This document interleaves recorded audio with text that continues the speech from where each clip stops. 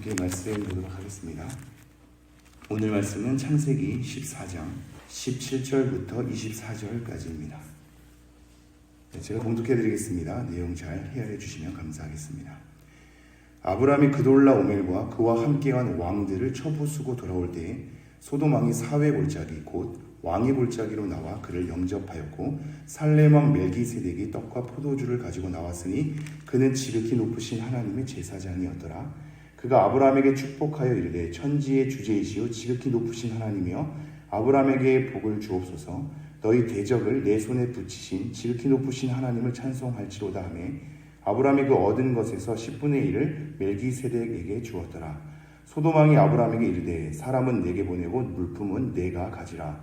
아브라함이 소돔 왕에게 이르되 천지의 주제이시오 지극히 높으신 하나님 여호와께 내가 손을 들어 맹세하노니 내 말이 내가 아브라함으로 치부하게 하였다 할까 하여 내가 내게 속한 것은 실한 오락이나 들매끈 한 가닥도 내가 가지지 아니하리라.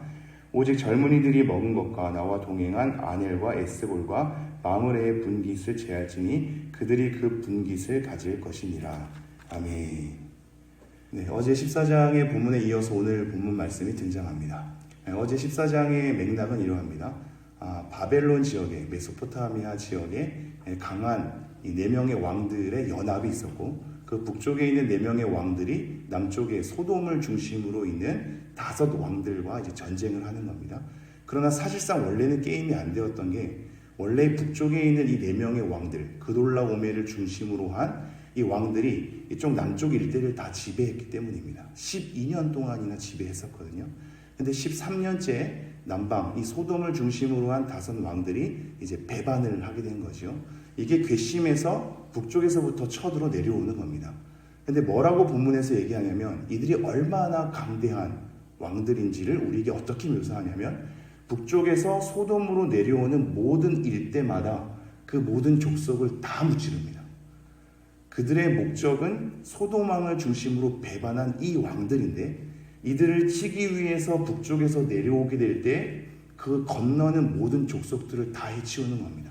이것을 뭘 얘기하고 있냐면 지금 이 왕들은 엄청난 강한 왕들이다. 이들의 군대는 엄청난 강한 군대다라는 걸 얘기하고 있거든요. 그건 당연히 게임이 안 되죠. 그래서 소돔을 중심으로 하는 지형 속에서 전쟁이 일어났음에도 불구하고 즉 그들에게 유리한 지형 조건이었음에도 불구하고 게임이 안 되죠. 모든 것을 다 약탈해서 올라갔단 말입니다. 그런데 신기한 일이 생겨납니다. 아브라함은 자기의 식솔 가운데에서 길렀던 자 318명을 가지고 그들을 쳐들어갑니다. 조카 롯을 빼앗겼기 때문입니다. 근데 신기하게도 이러한 엄청난 강한 왕들의 이 연합 군사가 아브라함이 자기 식솔 가운데에서 훈련된 318명에게 처참히 무너지죠. 그리고 롯을 되찾아옵니다. 수많은 재산도 되찾아오거든요. 이게 뭘 얘기하냐면 하나님께서 엄청난 이 전쟁 가운데 개입하신 걸 얘기하거든요. 318명이 중요한 게 아니라 고작 318명으로 그것을 이겼다는 것을 우리에게 얘기하고 있습니다. 그러므로 어제의 본문 속에선 전쟁이 어떠한 이유로 말미암아 일어났는지를 죄의 문제와 함께 다루었으며 수많은 왕들이 이때 상황 속에서도 수많은 왕이 있음을 우리에게 얘기하고 있는데 아브라함을 통해서 이 사건을 경험하게 하므로 우리에게 진정한 왕이 누구인가를 아브라함에게 알려주고 있단 말이죠. 지금 아브라함이 겪는 이 삶들의 소소한 내용들은 아브라함이 하나님 앞에 언약의 대상이 될 수 있도록 만드는 과정이 됩니다.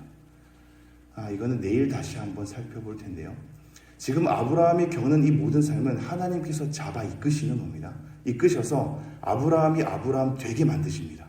그리고 아브라함이 하나님의 언약 안에 들어올 수 있도록 그 언약을 이해하고 언약의 대상인 하나님이 어떠한 하나님인지를 경험할 수 있도록 수많은 사건을 일으키시죠. 그 속에서 경험하게 하사 하나님을 알게 하고 언약의 대상으로서 그 내용 안에 들어올 수 있는 은혜를 입게 하신단 말입니다. 진정한 왕은 누구란 말인가? 우리 가운데 전쟁은 왜 일어난단 말인가? 이걸 통해서 이 사건을 끌고 가고 계십니다.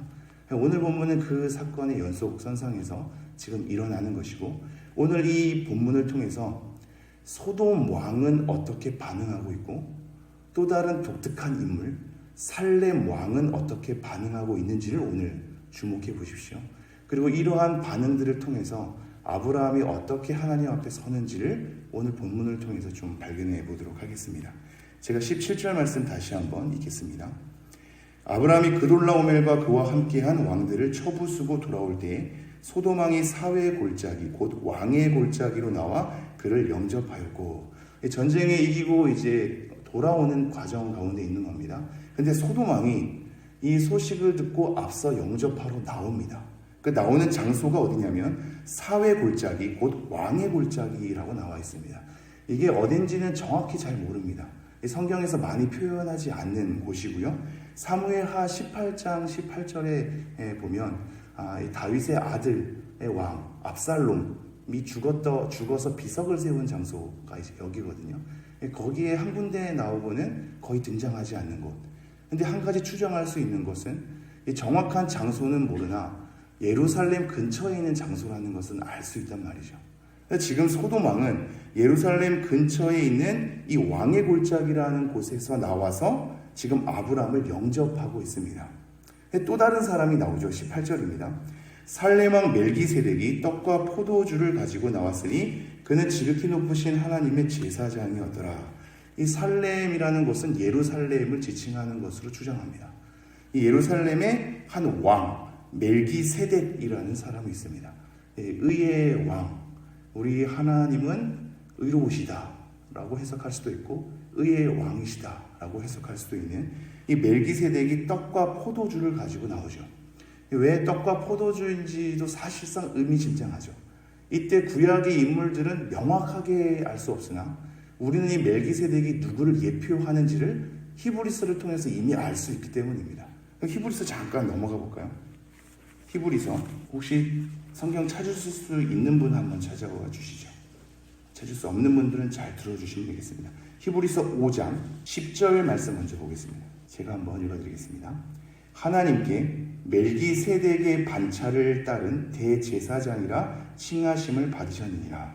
지금 맥락은 뭐냐면 예수님께서 레위 지파의 계열이 아닌데, 그러니까 유다 지파의 계열이시지 않습니까? 레위 지파의 계열이 아닌데 어떻게 대제사장의 직분을 감당할 수 있는가? 이게 지금 멜기세덱을 끄집어 오는 주요 맥락입니다. 예수님이 우리의 대제사장이라는데 대제사장은 레위 지파 속에서 나와야 되는 거 아닌가? 그게 모세 율법을 통해서 우리에게 던져지는 것이 아닌가? 근데 예수님은 유다 지파인데 어떻게 대제사장이 될 수 있는가? 이게 의문점이란 말이죠. 그래서 멜기세덱을 가져오기를, 멜기세덱은 레위 지파 사람도 아니고 사실상 레위 지파가 제사장의 직분을 감당하라는 것에 대한 구체적인 율법이 나오기도 전에 이 하나님의 제사장으로서 등장하는 멜기세덱을 끄집어 온단 말이죠. 그래서 멜기세덱의 그 계열대로, 반차대로 제사장이 될 수 있었다는 것을 강조하기 위해서 멜기세덱을 끄집어 오는 맥락이란 말입니다. 그래서 멜기세덱의 반차를 따른 대제사장이라 칭하심을 받으셨느니라. 11절 멜기세덱에 관하여는 우리가 할 말이 많으나 너희가 듣는 것이 두나무로 설명하기 어려우니라. 이 멜기세덱의 인물에 관한 뒤덮여 있는 신비가 있는데 우리로서는 그것을 다 알기가 어렵죠. 그래서 히브리서에서도 그것을 너네가 듣기가 두나무로 다 설명하기가 어렵다는 것으로 감추고 있죠. 근데 우리에게 밝혀준 바는 뭐냐면 이 7장으로 가겠습니다. 히브리서 7장 1절. 히브리서 7장 1절에 이렇게 되어 있습니다. 이 멜기세덱은 살렘 왕이요 지극히 높으신 하나님의 제사장이라 여러 왕을 쳐서 죽이고 돌아오는 아브라함을 만나 복을 빈 자라. 아브라함이 모든 것의 10분의 1을 그에게 나누어 주니라. 그 이름을 해석하면 먼저는 의의 왕이요 그 다음은 살렘 왕이니 곧 평강의 왕이요. 해석해주고 있죠. 그의 이름은 의의 왕이다. 그러나 살렘 왕이니까 평강의 왕이다. 3절 아버지도 없고 어머니도 없고 족보도 없고 시작한 날도 없고 생명의 끝도 없어 하나님의 아들과 닮아서 항상 제사장으로 있느니라. 4절 초반절 이 사람이 얼마나 높은가를 생각해보라. 다시 한번 정리를 하죠. 이 멜기세덱에 관하여서는 히브리서를 통해서 명확하게 알 수 있는 바 그리스도를 예표하는 사람이구나를 우리 모두는 알 수 있죠. 그래서 그것을 알고 있는 우리 그리스도인 입장에서 이 본문을 볼 때 멜기세덱의 등장은 가벼운 등장이 아니란 말입니다. 예수 그리스도를 예표하고 있는 이 사람의 등장이 우리로 하여금, 특별히 아브람으로 하여금 어떠한 움직임으로 움직이게 하는가를 주목해야 됩니다. 그것이 예수님의 역할과 맞닿아 있기 때문입니다. 다시 한번 18절 보면요. 살렘왕 멜기세덱이 떡과 포도주를 가지고 나왔으니 그는 지극히 높으신 하나님의 제사장이었더라. 떡과 포도주로서 우리에게 연상되는 이미지가 있잖아요. 이 모든 것을 다 우리로 하여금 연상하게 하죠. 지극히 높으신 하나님의 제사장, 왕이면서 제사장이라고 얘기합니다. 그러면서 19절, 그가 아브라함에게 축복하여 이르되 천지의 주제이시오, 즉 이 천지를 창조하신 분이요 주관자이신 하나님, 이렇게 얘기하는 겁니다. 이 모든 하늘과 땅을 창조하사 주관하는 분, 지극히 높으신 하나님이요, 이렇게 얘기하죠. 이 지극히 높으신 하나님이라는 것에 대한 표현이 사실상 생각보다 많이 등장하지 않거든요. 우리는 너무 당연한 표현처럼 들리는데 이런 식으로 표현되는 문구가 많이 등장하지 않습니다. 근데 꼭 이렇게 표현합니다. 멜기세덱은 꼭 이렇게 표현하고, 이 표현을 누가 나중에 그대로 고백하냐면 아브라함이 고백하거든요. 성경의 표현들로서 하나님께 표현하는 것은 굉장히 중요하죠. 지금 아브라함이 하나님을 알게 되고 고백하는 걸 멜기세덱의 고백을 따라서 한단 말이죠. 멜기세덱이 다시 한번 고백하기를 천지의 주제이시오 지극히 높으신 하나님이여 아브라함에게 복을 주옵소서. 20절, 너희 대적을 내 손에 붙이신 지극히 높으신 하나님을 찬송할지로다 하매 아브라함이 그 얻은 것에서 10분의 1을 멜기세덱에게 주었더라. 이게 굉장히 중요한 대목입니다. 지금 318명을 이끌고 전쟁에 가담하지 않았습니까? 그때 성경은 뭐라고 표현하냐면 자기 집에서 훈련된 자, 길렀던 자라고 표현하거든요. 그러면 그 훈련하고 기른 아브라함의 애씀과 전략이 있지 않겠습니까? 그리고 자기 조카 롯이 잡혀갔다는 것에 대해서 듣고 그것을 용감하게 다시 한번 헤쳐나가려고 하는 이 용맹함이 있지 않겠습니까? 그리고 그냥 쳐들어가지 않았을 거거든요. 막 갔다가 그들에게 어떻게 해치우는지에 대한 군사적인 여러 열심이 있을 거란 말입니다. 그런데 이러한 열심의 결과인 승리를 얻은 아브라함의 초점을 누구에게 돌리고 있냐면 천지의 주제이시오 지극히 높으신 하나님께서 이 모든 전쟁을 너에게 붙이신 것이다 라고 얘기하고 있죠. 여러분, 이게 너무 단순한 메시지인데 생각보다 너무 중요합니다. 왜냐하면 우리의 삶을 잘 들여다보십시오. 우리는 수많은 원인과 결과 속에서 삶을 살아갑니다. 내가 기도하는 애씀이 있고, 내가 봉사하는 열심이 있고, 내가 이렇게 했기 때문에 이러한 결과가 얻어지는, 우리의 삶 가운데는 어쩔 수 없는 원인과 결과가 있단 말입니다. 내가 이렇게 고난받는 것은 그 고난을 가져오게 되는 원인이 있기 마련이고, 내가 이렇게 승리가 있고 내가 이 삶에 윤택함이 있는 것은 그만큼 또한 애씀에 대한 고생이 있는 거고, 우리는 숱한 원인과 결과 속에 있기 때문에 이 원인과 결과의 복잡한 삶 가운데 하나님께서 어떻게 우리를 다스려 가고 있는지를 전혀 알기가 어렵죠. 전혀 알기가 어렵습니다. 이게 내가 열심히 해서 그런 건지 하나님께서 하신 건지가 헷갈리기 시작하죠. 사람들에게도 똑같이 우리는 다 하나님의 주권을 인정하지만 사람들에게 고백하기를 그러니까 내가 이렇게 기도하니까 하나님께서 이렇게 일하셨어. 내가 이것을 뭘 하니까 내가 성경을 읽으니까 성경 자기도 읽어봐. 자기도 기도 좀 더 해봐. 이렇게 된단 말이죠. 근데 지금 뭐라고 초점을 옮기고 있냐면 너가 318명을 훈련시키고 잡아 이끌어서 용맹하게 전쟁에 가담했더니 이기게 해주신 게 아니라 천지의 주제이시오 지극히 높으신 하나님께서 그 전쟁에서 너가 이길 수 있도록 붙이신 것이다. 이렇게 얘기하죠. 아브라함에게 틈을 안 주고 있습니다. 전쟁에서 돌아온 그에게 살렘왕이 영접하기를 철저히 하나님께 시선을 돌릴 수 있도록 천지의 주제이신 하나님 앞에 이 모든 전쟁의 승리가 그로 말미암아 주어졌다는 것을 아브라함에게 명확하게 보게 한단 말이죠. 이게 우리 주 예수 그리스도의 역할이기도 합니다. 지금 살렘왕은 중보자의 역할을 하죠. 아브라함을 하나님께 데려가고 있습니다. 예수 그리스도의 역할이 그러합니다. 우리로 하여금 유일한 중보자이신 예수님께서 하나님 앞에 데려다 놓죠. 지금 그것을 우리에게 보여주고 있으며 우리의 삶 가운데 우리의 시선이 어디로 향해야 하는가를 우리에게 일러주고 있습니다. 하나님께 데려간단 말이죠. 그러니 이렇게 됩니다. 20절 뒷부분, 아브라함이 그 얻은 것에서 10분의 1을 멜기세덱에게 주었더라. 이거 인정하고 고백하는 거죠. 10분의 1을 하나님께 바치는 겁니다. 이 제사장인 멜기세덱에게 바침으로 이 모든 나의 소유는 하나님의 것이며 내 인생도 하나님의 것이고 이 전쟁을 이기시게 한 것도 하나님의 것임을 내가 인정합니다 라는 인정의 고백인 거거든요.